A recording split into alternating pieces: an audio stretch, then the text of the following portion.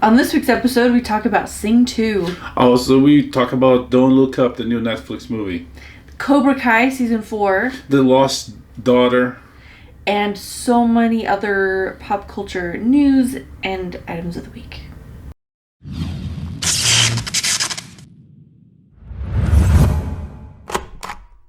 All right, we watched a lot this week. Yeah, the year barely begun and you already... Happy New Year! Yeah. And we already saw a bunch of cool, interesting, funny things. Today, we watched the brand new theater bound. It's at the movie theaters everywhere. Sing 2. A sequel for the movie Sing. This stars Matthew McConaughey. Oh, everybody's yeah, huge cast, but he's probably like the main character, and then we've got the main characters from the first movie. Matthew McConaughey, Blondie, what's his name? Reese Witherspoon, Scarlett Johansson. Which Taron I always Egerton. every time I go to see that movie and the other movie too, I think it's Rashida Jones, and it's not Rashida Jones. They sound just like, you know. Isn't that bizarre? Is it? Yeah. Because if you actually saw them, you wouldn't connect them at all. Yeah. With just their voices, yeah. Yeah. No, because I had the same thought. Yeah. No, today I was watching. Oh wow, Rashida and Bono. You know, Rashida Jones is the daughter of Quincy Jones, a music a mogul, and then I realized, wait, it's not Rashida Jones. It's not her. It's Carjo. Yeah. So that makes the cast even bigger. You know, it's not Rashida. It's Scarlett Johansson. Also. Yeah. What's his name? Eggsy, from Kingsman. Yeah, Taron Egerton. Taron Egerton. You said that? Okay, I missed that. Yeah. Nick Kroll. Oh gosh, there's somebody from else the original one that I'm forgetting. The old lady I can remember, and the other old lady I can remember as well. Basically, it's an enormous cast that only got bigger this time. Oh, let's see, Tori Kelly, Miss Crawley, the lizard, is actually a dude. It's Garth Jennings. Oh, really? Oh, Chelsea Peretti joins the cast. Oh, yeah, on this one, sequel. Chelsea Peretti, there's Bob Cannavale, there's Halsey. Yep, Nick Offerman is there briefly. Letitia Wright is probably the other like big role. Eric Andre is a sexy... What's that, a bow? Yeah, some kind of buffalo yak thing. And of course Bono. The movie is basically around the Bono's character, the Bono's story. Is one of the main plots of the movie. And spoiler alert for this one. Be aware we're gonna spoil if you want. We don't want to get surprises, even though it doesn't have many, because the trailer gives a lot, like most trailers do these days. But yeah. So after the first one, and the first one, the characters lead by Buster Moon, the owner and director of the Moon Theater in fictitious. What was it called? I don't remember the name of the city, but it's just a city. Yeah, it's fictitious. It's funny because all the all the songs they use are real song, and some of them I mentioned real places, but this whole thing is in a fictitious place. Where animals speak, dance, talk, and sing. So the director, Buster Moon, Matthew McConaughey's character, director of this theater, went through the whole thing on the previous movie. The theater was destroyed, but at the end, the theater was restored, and he ended up with a crew of very talented and very different characters, singers, performers, and the movie starts with them performing at the new Moon Theater, restored and beautifully done, and the characters are doing Alice in Wonderland. Yeah, and it's sold out. They're very successful in their town, very popular. But the scout is there because they're wanting to level up, to go to the next level. And the scout, Chelsea Peretti, says, you guys are very good for what you are, but you're not good enough. Which is all that Buster needs to hear to say, gosh darn it, we're going to make this happen. And from here, the bare bones of the plot are very similar to the first movie, where against all odds, he's going to get this crew together and put on a show. And along the way, his priorities are going to get a little screwed up, but they all like love each other and care about each other, and they're going to make it work in the end and produce this incredible show. And yeah, and it is something that I really liked about the first movie. The character is like, he's fearless, he's relentless. It's like, against all odds, he doesn't give up. If anything that I missed on this one was his support. Not the new friends, not the new crew, but his oldest friends and support wasn't really there. It's like his grandma. It's not even his grandma. It's his friend's grandma. His friends was not even there. His friends is in the original is portrayed by the guy from the IT crowd, the white guy. I can't remember his name. Roy. Nope, that's his name in the IT crowd. Let's call him Roy. Yeah. Okay, so I felt that there was like, but still is a family, but it's a family, a recent formed family of friends, a crew that work together, and I was concerned that they would fall on some cliches of modern storytelling, animation or not, that And then the first one has something like that would like among the group of people they are like trying really hard to work together, that they would find a traitor, they would find someone that would like backstab them. And in the first one was Seth MacFarlane's character, the little mouse. But in this one, on the if anything, it reminded me of Ducks, the Mighty Ducks 2, the sequel. Sure. Because the team is fighting together. And in Mighty Ducks, the leader, the coach, is like, lost in his pride. In this one was not the case. Buster was fighting, was working hard. The whole crew was working hard. And through all that, they meet different and new characters that help them achieve the final goal and become part of the crew. And it's fun. There's a lot of fun songs. We took our girls to see. And in fact, our 5-year-old, every time they'd start singing a new song, she'd like smack my arm and be like, "What?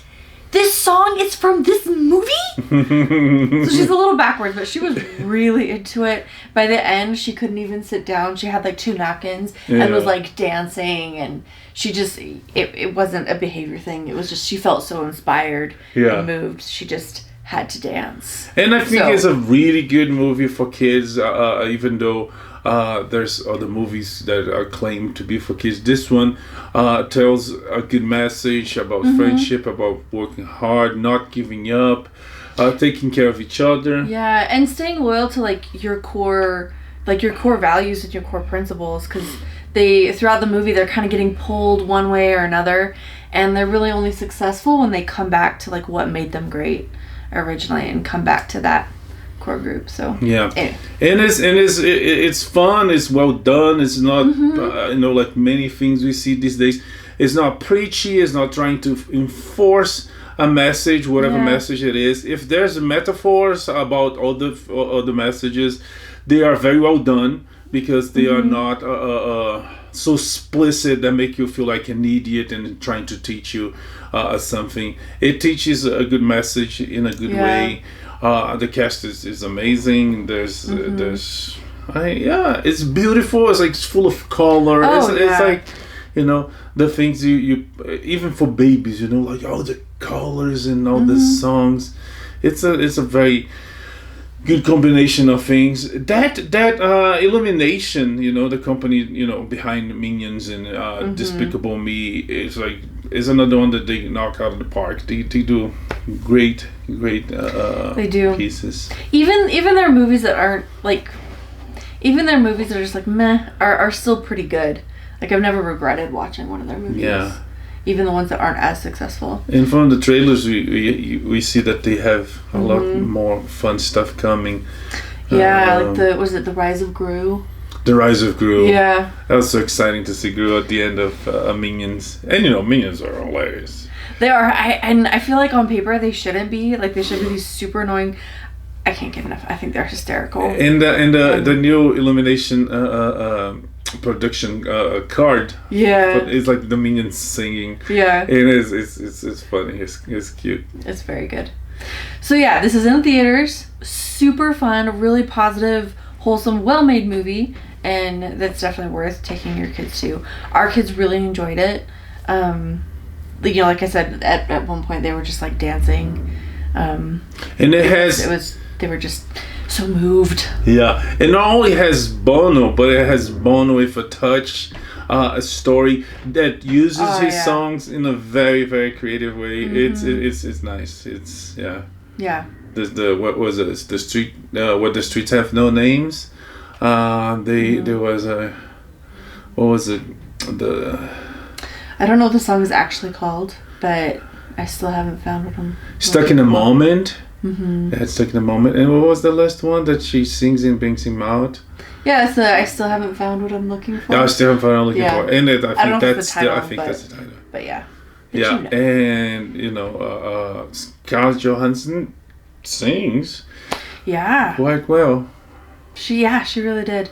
Yeah, and of course Bono shows up as an old lion that lost the desire to do anything because he's lost his wife, his inspiration. Yeah, and the music brings him back. It's really good. Nice. I don't feel that they're dragged at any moment. I feel that was fun and entertaining, and yeah. Yeah, the bad guy was a bad guy. He was. Yeah. He was super bad, but... He literally tried to kill the main character a couple times. He did, but his koala-ness saved him, so... Yeah. What? Well, koalas, they spend their whole lives... In the wild, they spend their whole lives, like, holding onto tree branches and things. Mm-hmm. Yes. So... Yes. Oh, I get it. Yeah. Yeah, and that's not the thing. I don't know if this is just decent writing... about a strong character, a strong hero, or if they got that from koalas, that Buster is that character that's like willing to go and do. I don't know if she should go and observe koalas on History Channel. History Channel. What's it called? Yeah, like Discovery Channel. Discovery Channel. Yeah. So, tonight we're gonna watch the koalas survive in the wild. I don't know about like tenacity or determination. At one point, though, that koala ability to hold on tight to branch-like structures comes into play. I forget you are bearist. You have prejudice against bears. Pandas, koalas aren't bears. They're not bears? No, they don't have Koala the right qualification. No, but they are actually marsupials. But didn't they call them koala bears? Yeah, but they're not bears. Okay, but she's so against bears that she's not even considering that bear. We're here to present the facts. Okay, so Sing 2. Go Sing 2 because it's I recommend take the kids and enjoy and make it a dance party at the end. The credits are hilarious too because they have some like very, very funny moments. They really do. Miss Crawley, like, what a character. And she has some really good moments. Yeah. She has some solid moments in this. I'm a fan. All right. Should we move to maybe Cobra Kai? Okay, so now let's stick with the movies for now. So okay. We saw other movies, including 2 Netflix movies. One called Don't Look Up. There's knocking the numbers of Netflix up. Not knocking, raising the Netflix numbers up. Yeah, in fact, within just 11 days, it became Netflix's 3rd most viewed film ever. Yeah, and it's still going. The movie barely premiered last week. Yeah. And I guess let's talk about this one. This one is not the most creative or new or original story. It's about a meteor, comet coming to destroy Earth. I'm pretty sure you or whoever is in your close circle of friends and family probably watch at least 3 movies with that concept. And there's a new one coming. There's a new one was called Moonfall. That's right. Yeah. This time the moon is falling. Yeah. Yeah. So not the original, but it's directed and written by Adam McKay. The guy writes really well. He does comedy really well. He did a factual movie based on real life facts really well. This one he tried to mix it, and I don't know. There's some stuff that I really liked and some stuff that I didn't like, but. Well, the first eye-catching thing about this is the cast. We've got Leonardo DiCaprio, Jennifer Lawrence, Meryl Streep, Jonah Hill, and other Timothy Chalamet, and there's a whole bunch of other names that have left my head at the moment. But so just the cast alone, it's like, why are all these people in the same movie? And that kind of speaks to what this movie does. And they are very different roles that they ever did. Not ever, but they haven't been done in the recent past. DiCaprio is Tyler Perry and Cate Blanchett. Yes. DiCaprio is nothing that DiCaprio did in probably in the last 20 years is anything like this. Yeah. Same as Jennifer Lawrence. Same, maybe Meryl Streep. She does a lot of different things. Yeah. Jonah Hill. No, Jonah Hill is Jonah Hill. No, so, that's. But. And he does it well. Cate Blanchett. Kate Blanchett was very very different. Yeah. For some moments, I even thought she was kind of pretty, because Kate Blanchett she's weird looking. She looks like in my head she looks like she not that she's ugly, but she looks like a ghost. Yeah, she kind of like. I always see Galadriel or some other. It's always kind of weird, Her makeup I thought was really interesting. In this one, she was kind of like she looks like, I don't know, maybe it's because I was like looking at her and seeing Jennifer Aniston from what's it called? Good Morning. The morning show. The morning show. Yeah. Yeah. Well, and then that's what they were going for. So her makeup I thought was like really subtle, but it definitely made her look like this very artificial TV personality instead of like a ring bearer Queen of Elves, because they made her look like she'd had some stuff done, like on her cheeks. She had fake teeth. You noticed all that? Oh yeah. Oh wow. Yeah, well, like also, if you put her up, like if you put like Hela or Galadriel next to this character, it would become very obvious. Yeah. Or like her character in like Benjamin Button or something. I don't remember that one, but there's one of the Bandits. Have you seen the Bandits? The Bandits? I don't think so. Oh, you have to see. It's okay. Billy Bob Thornton. Oh my gosh. His brother Bruce Willis. They rob banks. Okay. And somehow they get involved with Cate Blanchett that's leaving her husband, and like literally at that moment driving the car real fast. Oh. And they just running from a bank. It's That's great. I think they call it's like the overnight bandits, because if I remember correct, they kidnap the families of the guy from the bank. Stay overnight and in the morning go with him to the bank, rob the bank, then give him back, then leave. It's fun. It's a good movie. Okay. It's a comedy. How comedic. Anyways. Either way, she's in this, and it's a very different look and very different performance. Yeah. And the whole mood of we've got this meteor or comet that is coming straight towards Earth. We've got 6 months, 14 days to live, and so there's in the movie that's the background, that's the main story, but the movie uses those elements to if anything to show how our society is nowadays concerning politicians. We have a president that's basically, if Hillary and Trump had a baby. Tech people, we have this guy, there's a mix of Steve Jobs, kind of like a Zuckerberg, Bezos, Biden, he has, and so they show politicians, they show tech moguls, they show the press, and then also social media and how information spreads and how people are affected by it. In our society in general, how we treat each other in life in society and in life in general, concerning the things we have, the things we do, because of the press that we have, because of the politicians we have, because of the tech we have.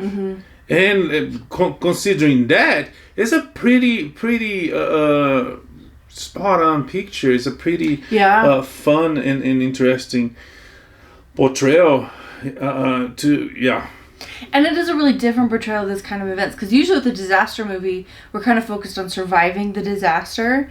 This one, they spend a lot of the movie just trying to convince people the disaster is happening, and then trying to figure out a solution, and then but also like confronting their mortality and what's happening with their relationships. And so it's, even though this main plot point has been done to the point of being a cliche, it's a really different take on it. Yeah. And the story with this cast, I was expecting a lot more comedy.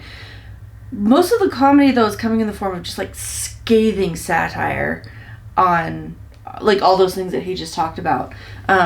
And a lot of it is just very like, I don't know, it is very thought-provoking is the word. And there was some real like emotional like drama, and I don't know, it was very interesting. It was all over the place in terms of genre. Yeah. Another interesting aspect is the way they treat this thing. Well, it's all over the news that this movie is a metaphor for global warming. Yeah, I didn't get that at all. Which I could almost bet that there was something that Adam McKay told DiCaprio, so DiCaprio would jump. So yes, I'm on it, because if it is very weak, is very very very small, because in some moments, and you said that it feels more like the way the whole science, social political debate happening now because of COVID. Yeah. I don't know if it's a coincidence that COVID hit us when this movie was already coming. That's very possible. But it doesn't feel like it has. First, because global warming or warming changing, what they're going on, or climate change. Global climate change. It's not gonna be a sudden as 6 months. It's gonna be a long term. So Anyways, so that metaphor doesn't really. It's not quite as like clean or applicable. I can almost bet that there was never the plan that there was to show society in many different aspects, but not really about. I could almost bet the director said that to DiCaprio too. Hey, let's get in. He's like, yeah, let's do it. But it's very intriguing. It's very different. It's thought provoking. As I said, it's the guy that made The Anchorman, and also made The Big Short. Right, he was nominated for Oscar for that, which is one of my favorite non-fiction movies. And there was based in real facts, and when the Anchorman is definitely not. So it's like one is very funny, one is close to reality. They put them all. In this one, he tried to do both. Yeah. And there's one thing that probably other people said, but that I heard Ben Shapiro saying several times, that life in DC is not like the House of Cards. It's definitely like Veep. So this movie. Oh, that's encouraging. This movie is exactly if something like that would happen, we would not have anything like Armageddon or Deep Impact or Independence Day. Yeah. You know. That's not even close to what reality is. You know, reality is like this movie. If that comes, we saw in the last couple of years. Yeah, we've seen it. How we're dealing with a virus. You know, like both administrations, the one before and this one, are completely lost. They don't know what to do. Yeah. It's a disaster. So life is like Veep. It's like that crazy, bizarre. Hysterical comedy of people pretending that they are doing their jobs at their best, but they are actually not even trying to do 1% that should be done. Instead of, they're really just constantly like covering up for messes and winging it. And, maybe that's why that show was so successful for so long. That it was just, truth and comedy and all that. Because, for the simple fact that she was running for president and she ends up becoming the vice president. And isn't it like exactly what happened to Biden and Kamala? Yeah, no, it happens all the time. He invited her to be VP, but they not even like each other. And that's like on episode 1 of the show. Yeah. We see that she's waiting for him to call, and he never calls. He never calls. It's like a running joke. In fact, the only time she sees him is like when he's about to die or something. Yeah. No, that's... Anyway. So, what else about Don't Look Up? I think it's definitely worth a watch. Don't go into it with expectations. Just don't. And, but yeah, it's worth a watch. Not a family film, which should go without saying, but yeah, it's very thought-provoking. If anything, there's a orgy with like hundreds, if not thousands of people at some point. But you see it from like, it's an aerial view. Well, but it's still there. But it's still there, yeah. I don't think MPA would... let's give the name PG-13. PG-13, except for that one shot. Just don't. So not a family film, but definitely worth a watch, because there is some very relevant social commentary there, and it's just it's a good story and a different way to tell a story that we've seen before, and I really liked that. And the movie is clinching a lot of nominations for all awards out there.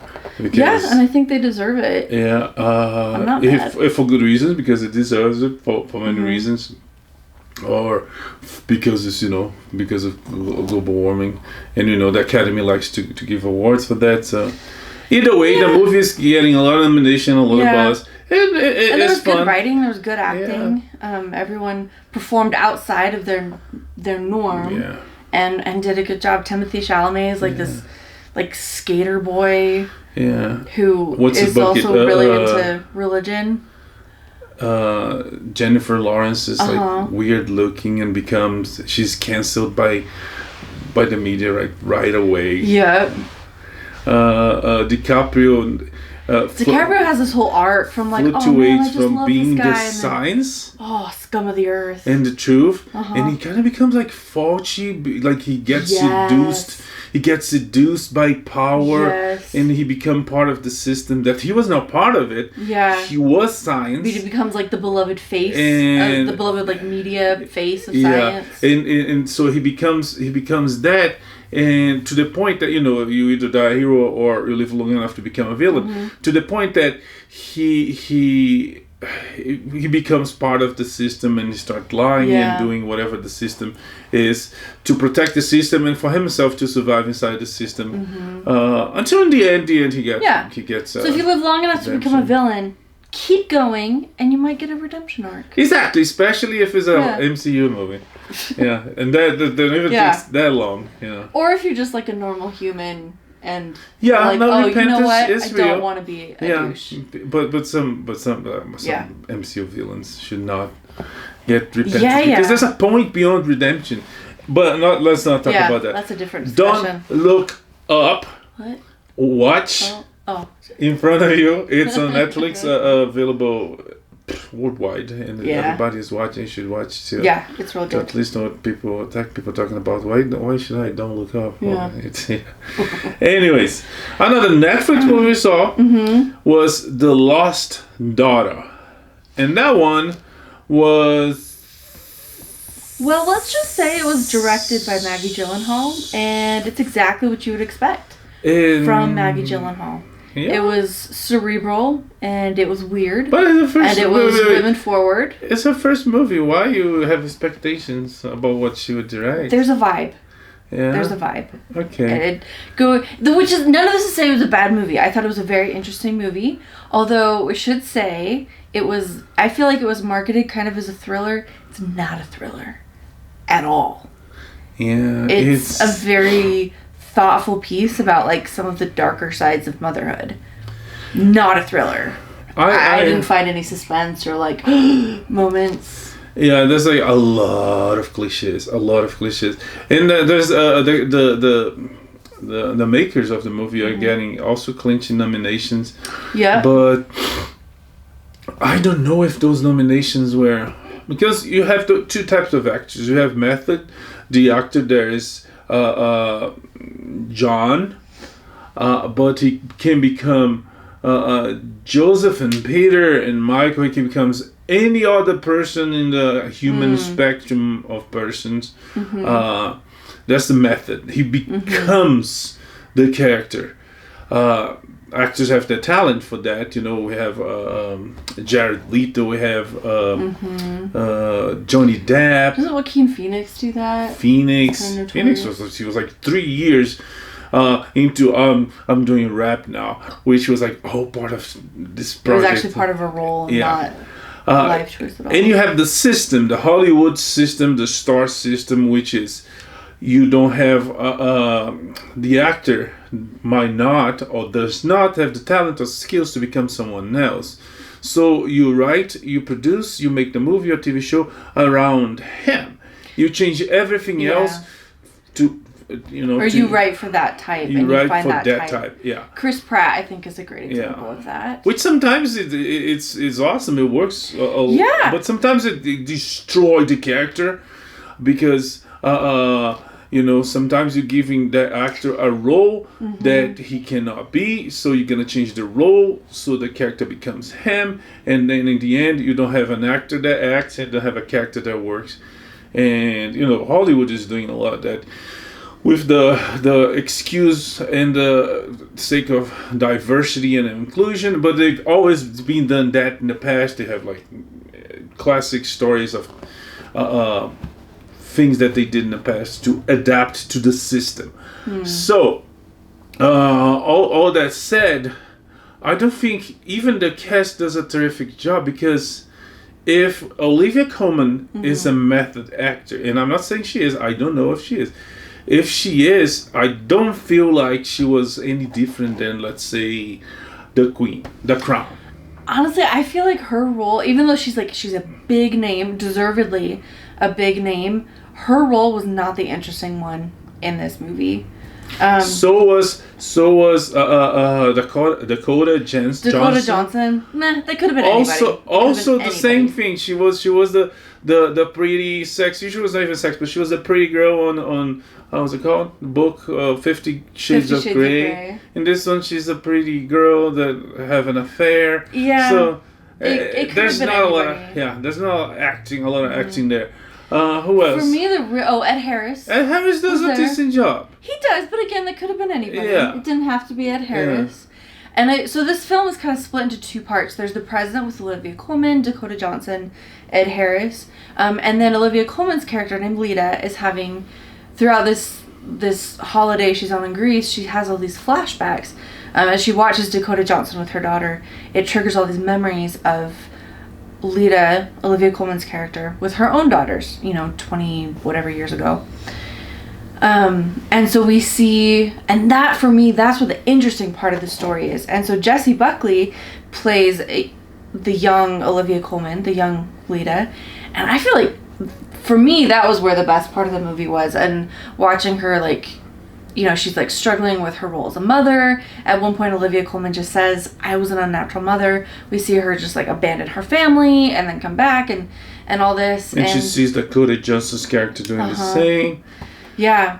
And it was really interesting. To me, it was really interesting because Olivia Colman is like, she wasn't embarrassed about this at all. She was just like, yeah, being a mother is terrible. It's so hard. And it's not going to get any better. So just like leave. And it was a really different, like I said before, it's kind of this dark side of motherhood. I feel like the marketing is not helping this movie at all, though, because like all the really good stuff is Jessie Buckley and the flashbacks. We don't see much of that in the marketing. The marketing is telling us like it's a thriller and all this, and that's just not the case. It definitely reminds me of true stories that there's this famous little girl that disappeared in Portugal, and I think to this day they're still looking for her. The name is Lost Daughter. It is. So it definitely guided me towards thinking it was something like that. When the movie is anticlimactic, there's no, does she die at the end? Nope. Not even that. It's like the first scene that she's stabbed and she's bleeding by the ocean, and she calls her family. It's like, I mean, I don't know. Yeah. It's a cerebral film. It's a thinker. I think using a term that we heard on Dope Sick other day. I think is pseudo intellectual, pseudo compelling and thrilling. I don't think it's. I don't know. Especially for a long. If it was shorter, But there's like a lot of I read like film students and some film aficionados in theory of cinema, more theory of cinema. They would like Iranian movies that like Kiarostami had this movie. There's like 50 minutes of a piece of wood going up and down the waves of the ocean. It's like this movie is like super slow. There's stuff like that, observation and tease. A lot of tease. There was a lot of tease, which is unfortunate because I think there was some really good stuff in there about just like let's get into and think about human nature and talking about family relationships in a different way. I don't know. I found parts of it intriguing, and yeah. So it's worth watching if this is the kind of thing you're interested in. If you're interested in spending a couple hours thinking about stuff. If you're sleepless and want to go to bed, put that on. So he's not a fan. I thought it was okay, but it's definitely not what was promised. Yeah. No, I mean it's the second movie that's like getting a lot of praise, and for me, it's like I don't know. If you had to choose between this one and Power of the Dog, definitely watch this one. The subliminal, the what if, Power of the Dog, they're saying, oh, the kid was a vampire. So it's like things that are not in the movie, the theories, the crazy theories are more interesting than the actual piece. Oh. So you like this one better than the Power of the Dog? Oh yeah. This one I found there were interesting. There was something interesting enough the whole way through. And this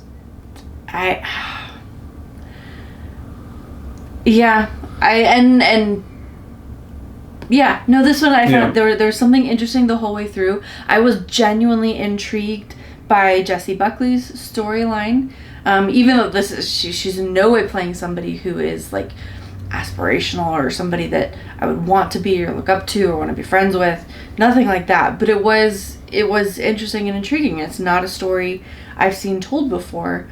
And I found that very intriguing. As someone who's like struggles with being a mom sometimes myself, I was like, okay, let's look at this. Let's talk about this.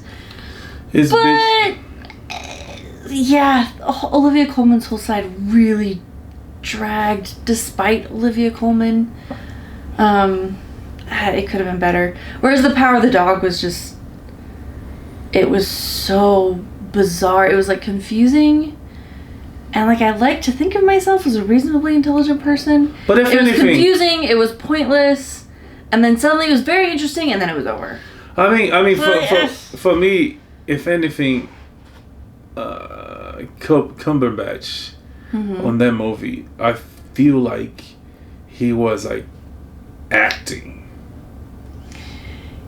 Which it was almost distracting though. Which Olivia Colman, that was just pretty much everybody on this one, they were like, it's kind of like they were so typecast that there was not sure acting like the effort of trying to be someone else, of convincing and lying and cheating to make the audiences think you are something you're not.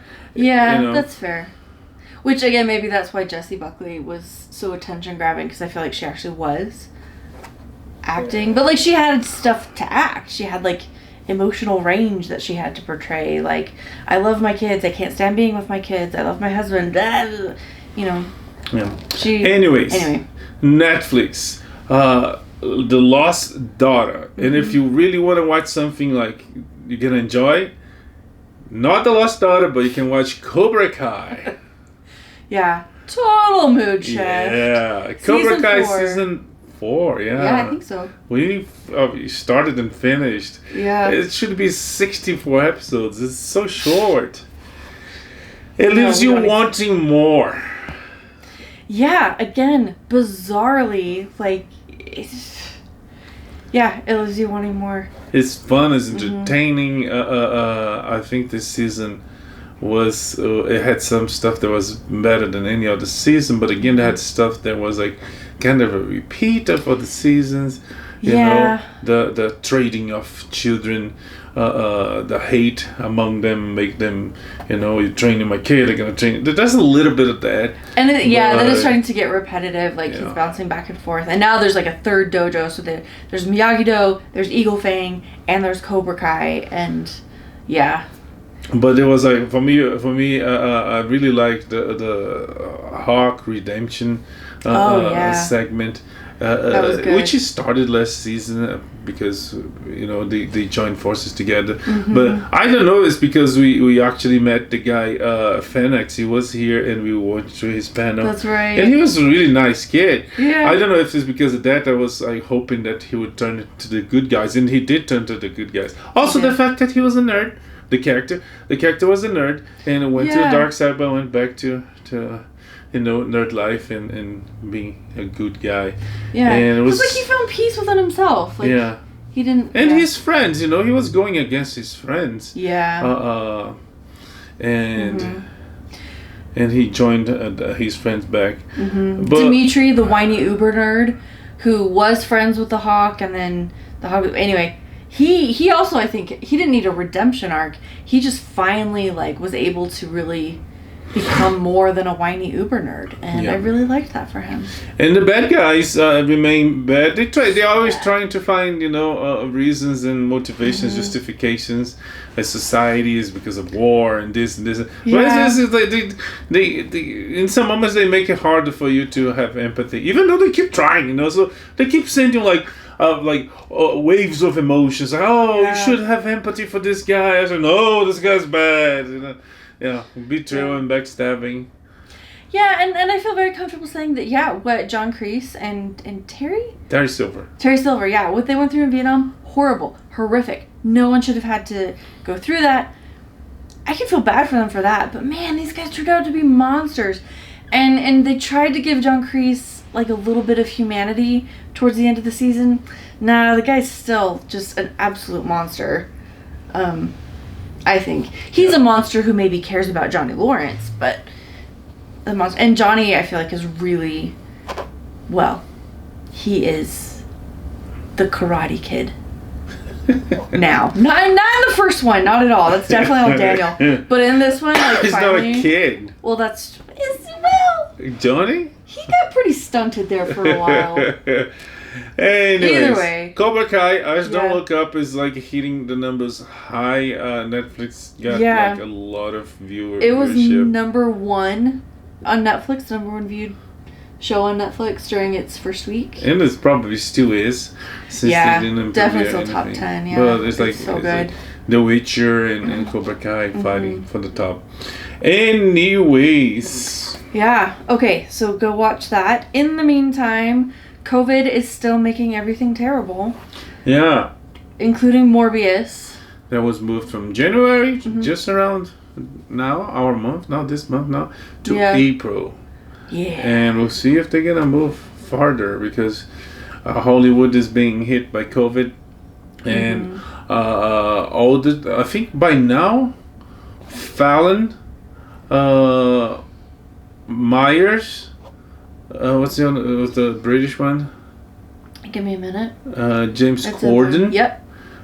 They all got COVID and their show's going to be suspended, whatever. Wow. Several NBA players. And Broadway is shutting down again. Yeah. And so everything is being reorganized because of Omicron. Yeah. Star Trek Picard had to pause production because 50 crew members tested positive. Yeah. Yeah. What we know about Omicron is way more infectious than the other variants, the other versions of the virus. It's not as lethal as the other ones, but it spreads way faster. Yes. Especially because even when you have heavy symptoms, it might feel like they're not as heavy as the heavy on the original variants that took away a lot of lives. So yeah. And you know, masks don't do it. Vaccines don't do it. So they still vaccines spread. Are keeping people out of the hospital. Yeah, but the virus still spread if you vaccinate or not. That's what I'm saying. They don't stop the virus. Oh, okay. Yeah. So all that put together, a lot of industries are changing because the virus is spreading. So more. But don't worry, the Golden Globes will still have an in-person ceremony. Yeah, but only if the. Which I don't get this. It's in person, but there won't be any stars, audience, or press. Yeah. So I'm not sure what person will be there. There might be someone standing up there and said, "And the winner is." It's gonna be boring. Last year was boring. This is like I think we'll just look it up on Google afterwards. Yeah. Google does a really nice you just Google Golden Globe results and you'll get a really nice list. They probably should just do that, you know. In the age of internet, they put post the results. Yeah, I'd be okay with that. Yeah. Anyways, most people would see the results like that anyways. I think it's the best part, the red carpet and then the results. Everything in between is... Yeah. Unless they get Ricky Gervais back to host. Oh, yeah. That was... holy cow. Well. Vanessa Kirby is going to take over Jodie Comer on the new Ridley Scott drama Kitbag. About with Joaquin Phoenix in the main role of Napoleon Bonaparte. Yeah, and boy, I'm excited about this movie. Yeah, she's out. She's out not because of COVID. She's out because of scheduling. She's doing other things, but I guess COVID does impact scheduling because everybody's moving days. It does. So she's gonna be in a production on West End of Prima Facie. I don't know. It's a play I haven't heard of, but she's doing something great, but was really bummed about leaving this role because she was going to be Empress Josephine against Napoleon Bonaparte. And wait, she was Empress? Mm-hmm. Huh. Yeah. And so this movie is going to be sense. focusing on Napoleon's rise, but also the love story. So this was a huge, really cool role. And it would be her second role on a for Ridley Scott movie. Yeah. So she's disappointed about it. I think she described it as rubbish or something like that. But the movie goes on. Vanessa Kirby will step in. All the chances. I think so. She's proved an incredible range this year, so I look forward to seeing more of her. Okay, let's go to Amazon for a minute. The Fallout TV series. Yeah, they got writers, producers, creators from Westworld. So there's good people. Competent including people. Jonathan Nolan. Yeah, the brother of one Christopher Nolan. And they both worked together and separate, and they both did great things. Jonathan Nolan, for instance, Westworld, among other things. I like that Westworld features the lesser-known brothers, Jonathan Nolan and Luke Hemsworth. Yeah, the less-known Hemsworth. Yeah. Equally talented, just not as... Yeah. And he's not as tall and handsome as true. The other one. He's kind of short and weird-looking. Not weird looking. He's just normal short. looking. Yeah, he's normal looking. He's normal looking. And when your short. brother, the best description. But he's not Thor. Exactly. The SNL did this great skit with Chris Hemsworth auditioning for Thor, and they're like, "No, we need an actor to play Thor, not actual Thor." And anyway, that's what I think of. So Luke Hemsworth is a really good actor, good looking guy, but when your brother is actual Thor, that's just not fair. That's not fair. Anyway, speaking of actors, Michael Imperioli is joining the White Lotus. Yeah, Imperioli is good. I like him. He's going to be a traveling salesman that brings his father to the White Lotus, which still don't know where it's going to be. Could be somewhere, anywhere in the planet. I think I'd like to see a different one because it can be just a little much. I mean, if it's all over the news that someone killed and drugs and stuff in a hotel, I don't think that hotel would have a much more life. I don't know. I think it messed things up for a bit. Oh, what knows? I don't know. We'll see what happens. I really enjoyed the first season. It is, especially the whole, like, knowing that someone died, but you have no idea who dies and who did the killing the whole time. That was great. Also, she loved the soundtrack that had... Oh my gosh. No. Yeah, no, it's that. If you're doing, like, actual sounds, like, okay, I could... like, The Mandalorian. Yeah, no, that works. Yeah. That works for me. Those are, like, vocalizations. But if you're just gonna breathe... No, I... Sorry if you're listening to this on a podcast and now you're deaf because I scream in your ear. Last but not least, Next Star is in talks, and it seems to be pretty serious talks in buying CW. And there's like a lot of conjecture, there's a lot of rumors that the whole woke revolution on CW shows are not paying up, the ratings are falling, and that's causing to the company Viacom to put CW to on the market, and Next Star's like, oh, you might buy it. So go broke, and apparently in this case it seems to be true. But Next Star owns a lot of broadcast companies. It's a broadcast company that owns a lot of local channels, including a local channel here in Utah, the ABC 13, is it? That sounds right. Yeah. Anyways, the local ABC. And they might buy CW. We'll see. We shall see. Yeah. But and here's the thing, like, it makes me so cranky because you can have a story, you can make a show with a diverse cast and diverse storyline that's really good, or you can do what the CW shows have been doing, where everything is about the wokeness and they never stop talking about the wokeness or pointing it out, and it's the whole plot and it's everything, and nobody wants to watch that, and it's really disappointing. My favorite comparison would be like Brooklyn Nine-Nine versus Supergirl. Both super diverse casts, diverse characters, but one is like really annoying and boring, and one is like a fabulous show that basically everybody likes. And just which one is doing the most good? The one that everybody likes to watch. Yeah. So anyway, we get on this soapbox all the time. It feels, the CW shows, like you mentioned, it feels it's preachy, is boring, it forces you, treat people like idiots, and like the beginning and end of the plot is identity politics and not anything that's like really worth or like compelling to watch. Yeah, no, it's unrealistic. It's well. Anyways, it's how they do it, and they keep doing it, and they do that in the books too. The sales are dropping, and it's causing a lot of damage. The lack of creativity. This stupid editor from DC Comics said that DC should not. They have a position up, and they should not hire a cis man for their position. Period. They're not talking about qualifications. They're not talking about talent. Yeah. They're just imposing those, which is only cause damage. Anyways, this was our episode. The first episode. I think so. Yeah, the first episode of 2022. Right? Yeah, I don't know what day is today. Is it 2022 yet? Anyways, we see you next week with more pop culture. I don't know what we're gonna see next week. We're probably gonna see 955. This new spy action movie. Is it 955 or 355?